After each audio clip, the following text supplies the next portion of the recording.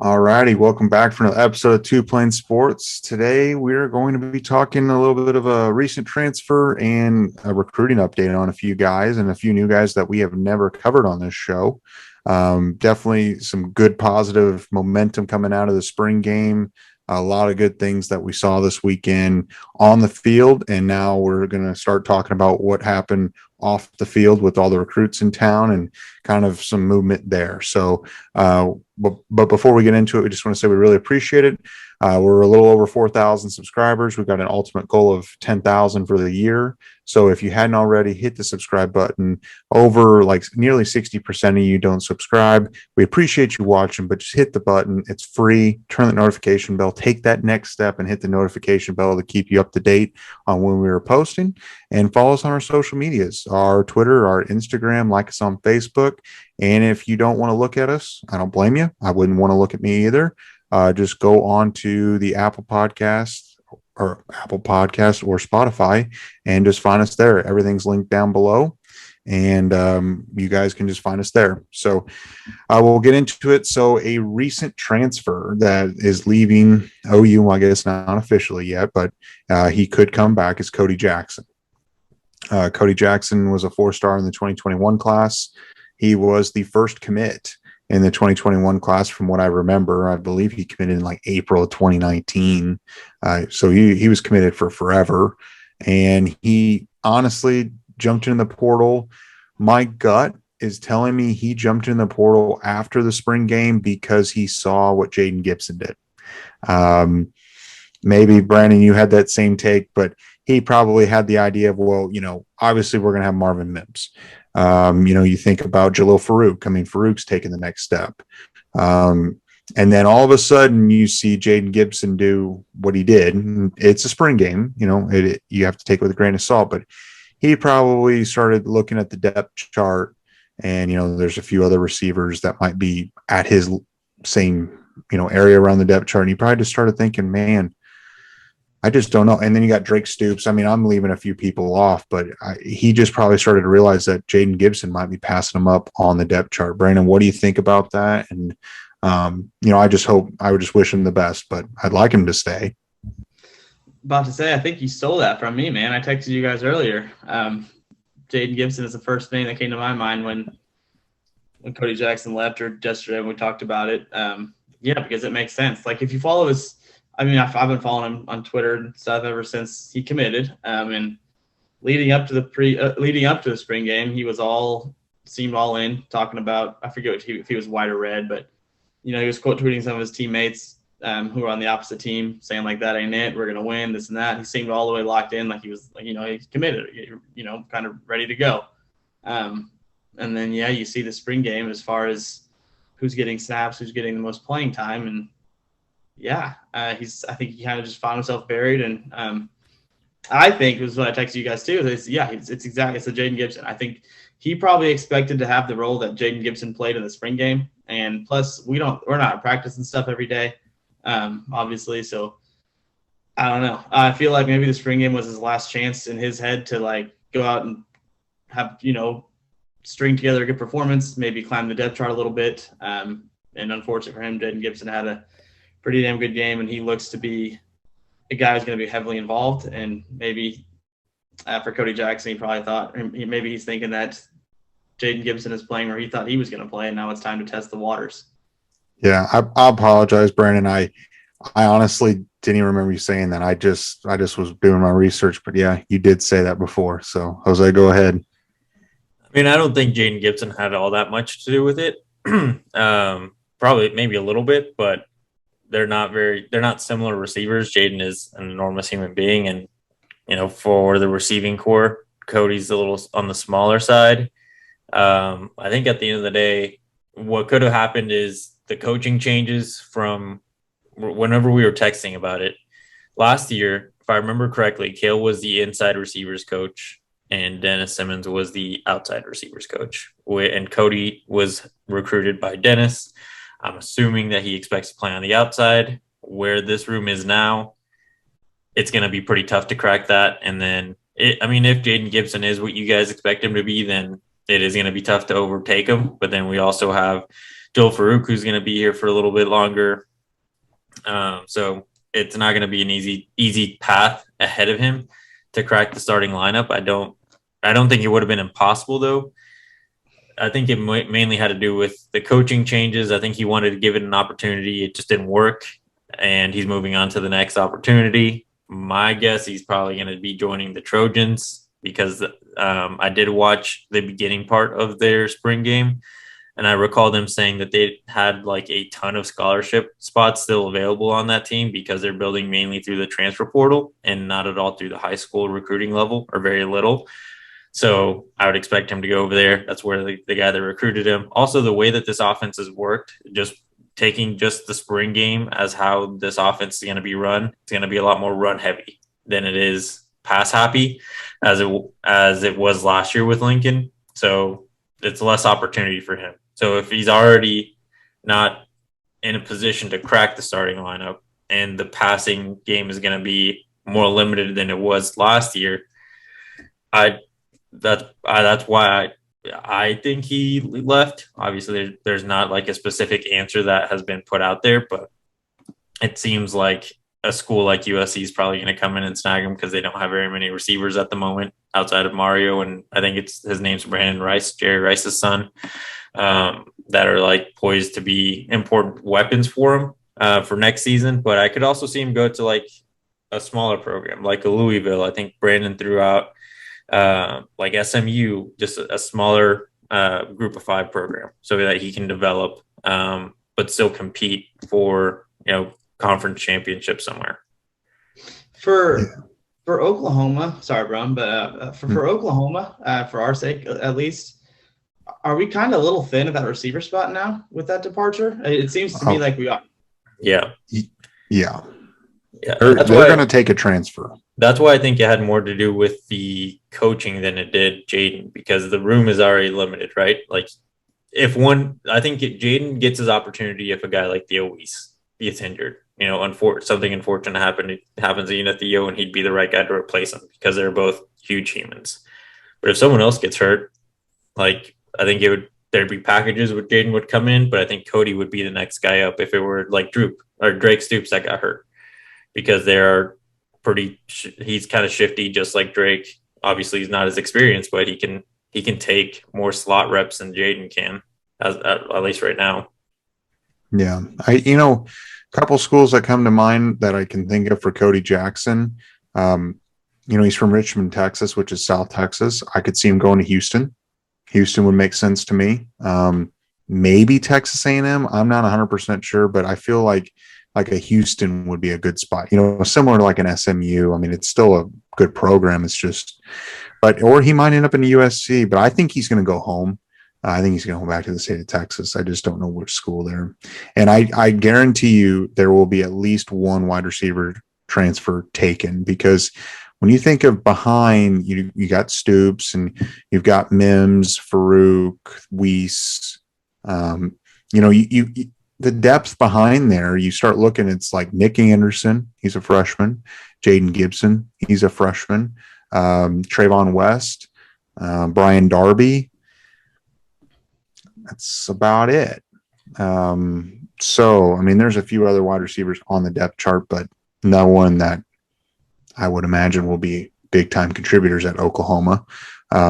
So I think they're going to at least take one now, unless he decides to come back. But I think like what Venables has been saying is once you enter into the transfer portal from our team, you're pretty much done, unless there's a special scenario like Justin Harrington where he like basically had to work back onto the football team. So I don't know.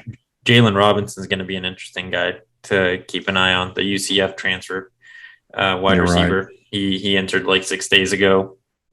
So now if Oklahoma lift Lebby and Dylan Gabriel have a relationship with him, he might be an interesting guy to bring in and to add depth, because like Brandon said, that room is pretty thin after that departure. Yeah, no, that's a good point. I am not 100%. I bet there's going to be a few guys that are going to enter into the transfer portal at the wide receiver position and other positions that are going to kind of shock us over the next few weeks to a month, and we're going to see who could potentially fill the roster spot, but someone will. And my gut's telling me that there's someone out there that's going to be into the transfer portal that we're going to be shocked with, and that's going to want to come play for the Sooners. But maybe I'm just being overly positive. So anyway, we'll move on to the next guy. I mean, best of luck to Cody Jackson. I mean, stuff that it didn't work out. So there was a tweet this weekend, Sunday, I believe Sunday afternoon, evening time, by J.R. Sandlin of 5 lock emojis. Initially thought it was 5 additional commits from the weekend. Unfortunately, it seems that it's only 1 additional, since there's already been 4 announcements of the 2023 class, a 5th. So 1 more is being added. I will say that we believe, it's not 100% sure, but the Sooners are in a great spot for Kaleb Spencer. He's 6'3", 200 pounds. He's a safety from Colonial Heights, Virginia.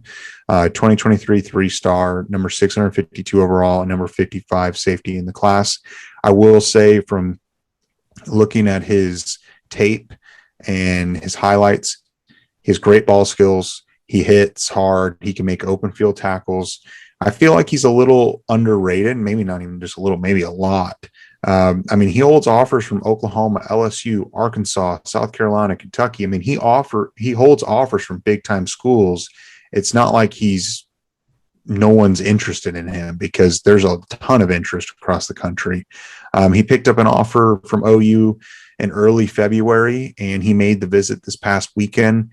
And it's just a guess. It seems like that OU's in a very good spot, and he might go public sometime soon.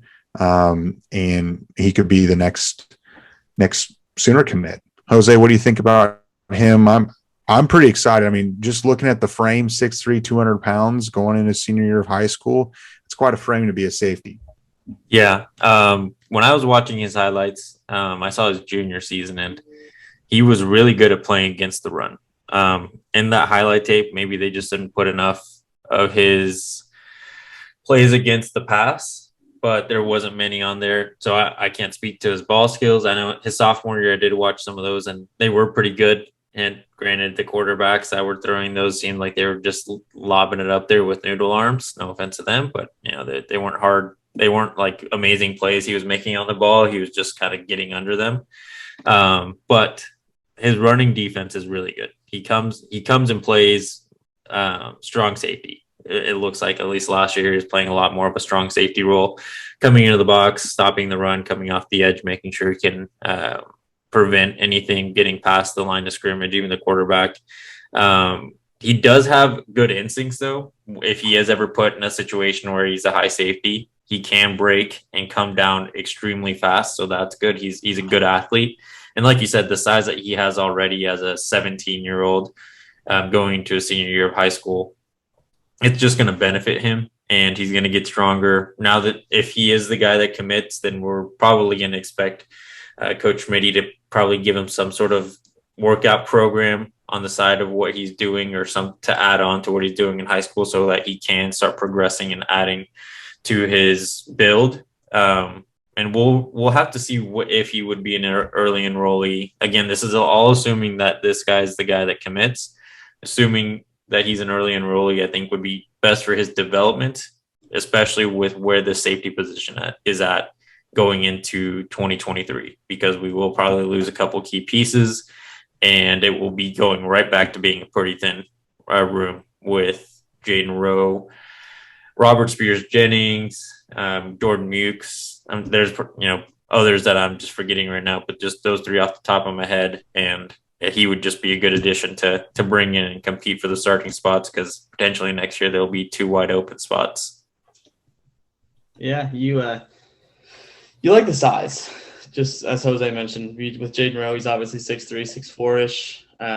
Robert Spears-Jennings is listed at 6'1", and now this kid's 6'3". So if nothing else, we're building a pretty tall, big defensive backroom safety room, which is always fun to see, and especially in Brent Venables and that kind of defense that I think we're going to be playing, it's going to be fun. If he's got all the tools, I think, that you need to be successful. You guys mentioned his ball skills, his just his range, stuff like that.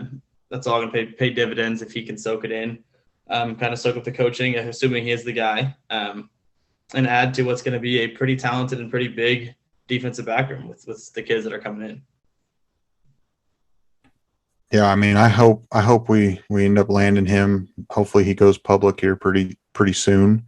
Something we're going to be keeping a close eye on, and I would imagine he's going to be a 4-star before the end of this next football season. So something to keep an eye out, and we will keep you guys updated, and hopefully we see a tweet sometime soon. Not sure if and when he will go public, so we'll just keep an eye on that. We'll move on to the next guy, Nigel Smith. I feel like we've talked about him 2 or 3 times. 6'5", 260-pound defensive lineman from Melissa, Texas. 2024 4-star, number 37 overall, and number 4 defensive lineman in the class. He had 66 tackles, 20 tackles for loss, 10 sacks, 3 forced fumbles as a sophomore, just a monster. And he visited in early March, just visited this weekend.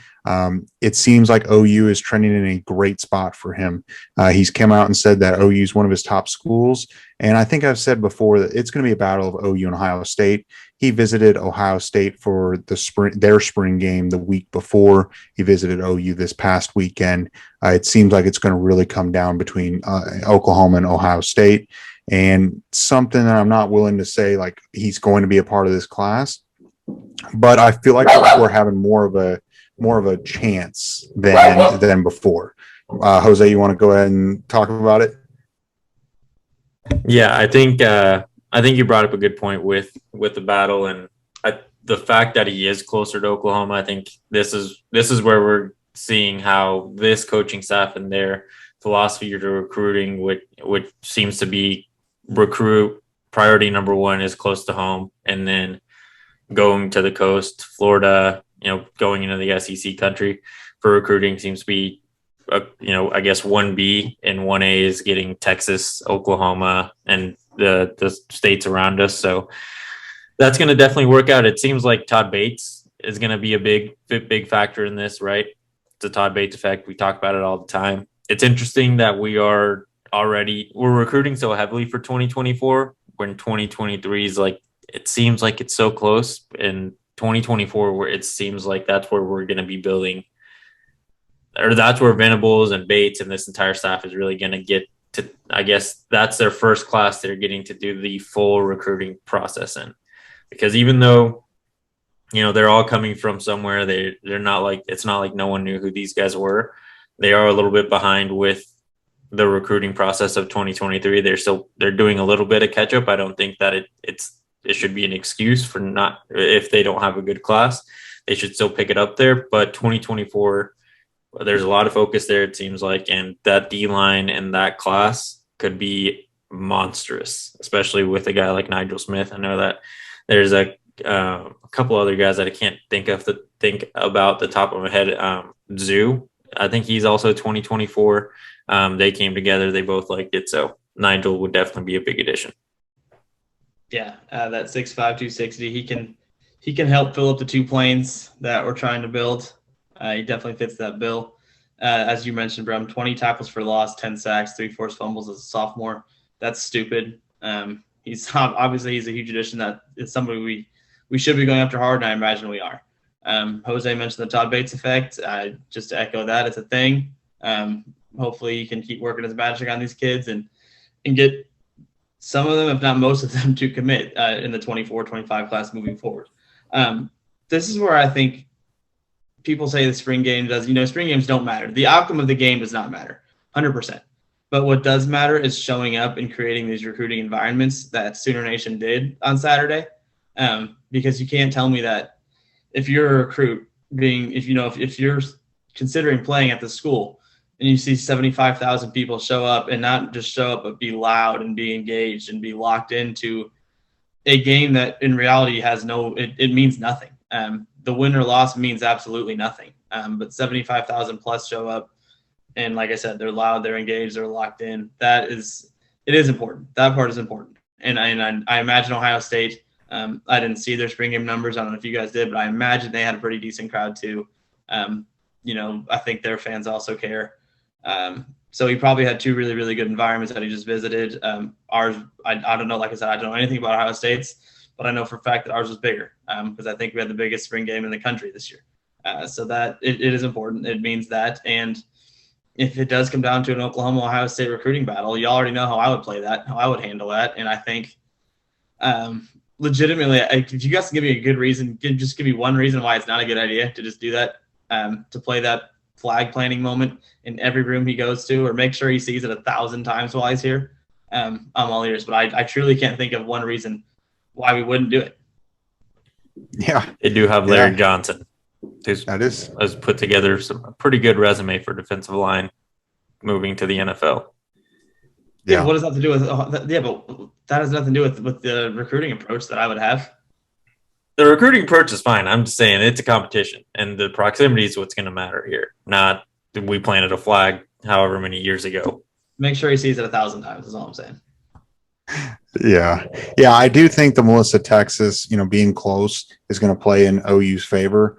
I apologize. There's some fireworks going on, and my dog does not like fireworks at all, and he's not too happy right now. So why people are shooting fireworks off in late April, I really don't understand. I feel like we should be doing 4th of July and that's it. But anyway, I feel really good about Nigel Smith. Not enough to say I think he's going to be a part of the class, but I think we're going to see him come up and visit multiple times this summer and this fall. And we're going to be, and he's 2024. So we're a year and a half away from him signing even early. So we're still forever away. A lot of twists and turns can happen between now and then, but definitely a good spot. We'll move on to the last guy we're going to talk about is Mario Craver. We have not talked about him. 5'10", 165-pound wide receiver from Pinson, Alabama. 2024 4-star, number 177 overall, and number 31 wide receiver in the class.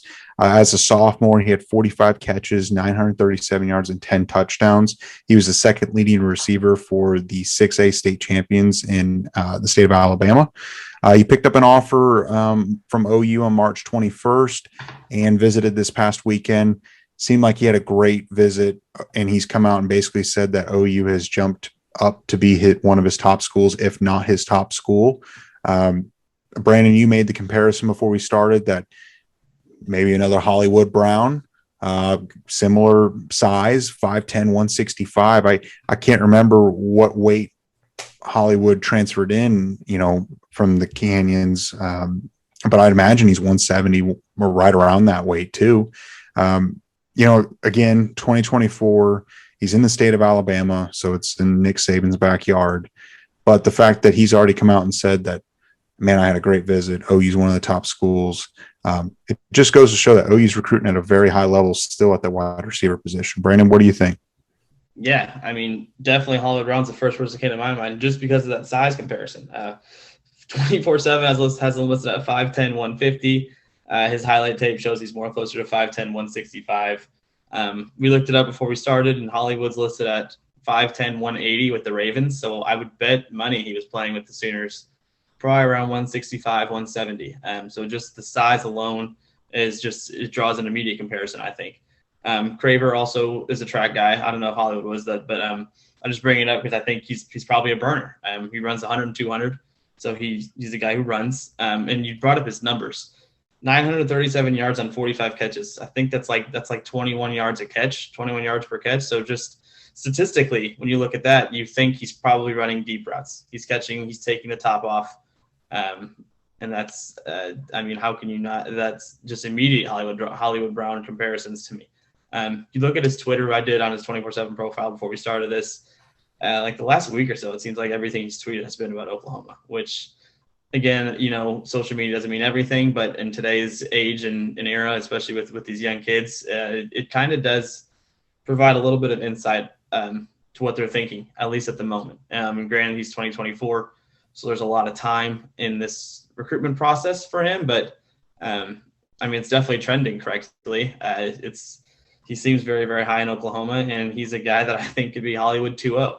And again, I'm just doing that because it's just their comparisons, their size, and I think numbers are very, very similar. I can see this guy also being very a threat because of his speed on like a quick bubble screen. If you get the blocking right, you can kind of probably sneak out of there and take off.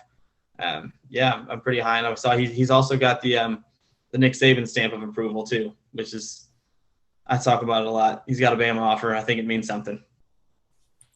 Yeah, he is a really good athlete. I wouldn't quite call him a burner quite yet. On his 247 page, it says he runs about an 11-second 100.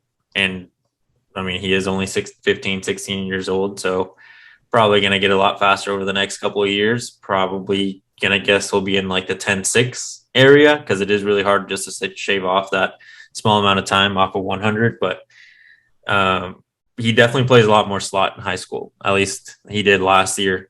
He did definitely burn some guys, but it seemed like he was doing a lot more of what Brandon just said at the end there, a lot more of the bubble screens, short routes, and then just taking it to the house or going for like another 20, 30 yards in yards after catch. So he'll be – I don't know where he'll be in college, right, because there's so much time between now and the time that he'll actually get to sign his letter of intent. But if it's anything like it was his sophomore year, he'll probably be playing it on the slot, getting those bubble screens, getting an opportunity to make a play with the ball rather than having to just go out and having to, trace the ball in the air. He'll be very much like a Drake Stoops or a Wes Welker, smaller guys that will have to create their own yards, their own plays with their feet, not getting the opportunity to just go out there and moss people all the time. Not saying that he won't, but the likelihood with his size and where he's playing right now, probably not going to happen. But it is good that we are trending in the right direction. It's just kind of like I said earlier, 2024 seems to be where we're getting a lot of the hype right now. Hopefully that hype bleeds into 2023, but it is good that we're getting offensive recruits to really look at Oklahoma even before Levy gets his first shot in the fall. Yeah, something just like a general observation of even the 23 and 2024 class. OU is starting to get a lot more interest, and this has probably contributed, a few factors from the kids in the state of Alabama and Georgia, and even LSU, or not LSU, sorry, Louisiana. That area of the country, granted, OU is going to join the SEC. And with Todd Bates being from the state of Alabama, there's a lot more connections to the southeastern part of the United States, it seems like, especially along the defensive line with Bates. So with those connections, I feel like that is in OU's transition to the SEC. It's starting to kind of get the ball rolling, which is good to see. So that's all I've got for us today to talk about on, just kind of a few kids on transfer and a few recruiting updates. Do you guys have any final thoughts, or Brandon, do you just want to roll into your individual challenge for us? No, we can roll into it. So I started talking about a lot about Hollywood when talking about Mario Cravers, and just got me thinking about some of my favorite Hollywood moments. And I think it's, for me, it's pretty simple, and you guys might have the same approach here, but the best Hollywood moment or game for me ever, probably just the game, because there's not just one moment to pick from in this game, but 2017 Stillwater against the Cowboys. He catches the slant and goes 85 for a touchdown. He catches a deep ball on a streak, goes in for a touchdown. Gus Johnson's losing his mind the whole time. Really fun game. Obviously, Oklahoma pulls out a close one in a must-win environment there in 2017. So the end of video challenge, and you guys can answer too. Favorite Hollywood Brown moment or game? I don't think I have one that just pops into my head. I mean, that Oklahoma State game was iconic. I also really liked Hollywood when he was toughing out his injury. What was that? That was in the Big 12. No, it was in the Cotton Bowl, wasn't it? Bowl. Or was it the Orange Bowl? He played an Orange Bowl on That's what it was. Yeah. And, but he was got out there. He was also, I think he was doing it in the Big 12 championship game as well that year. So that's why I was kind of getting that mixed up. Yeah, I think just him, he seemed to really like the university, but that Oklahoma State game was, I mean, he was just insane that day. And that game was awesome. I don't know. I mean, he had so many great moments. Terrific receiver. It was always fun to just He had watch a him couple streak big ones down the against field. West Virginia too in Morgantown that Yeah. ended up going all the way with Kyler Murray there. So Yeah. I think Antonio Brown was at the game in Morgantown and he caught one deep and did his call God celebration. And man, Yeah. it was fun. Yeah. No, he's awesome. Yeah, I'm curious to see the comments and what people have to say. So if you made it this far, hit the subscribe button, follow us on our social medias, find us on Apple and Spotify, and we'll catch you next time.